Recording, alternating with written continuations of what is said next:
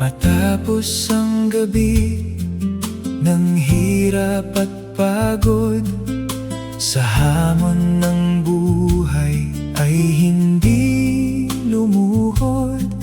Narito ang umagang may dalang pag-asa, isang bagong bukas ang ibinabadya.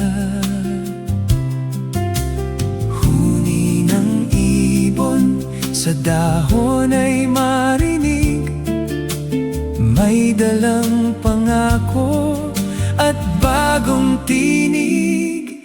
Ang dilim ay tapos, hapis ay lilipas sa bukang liwayway.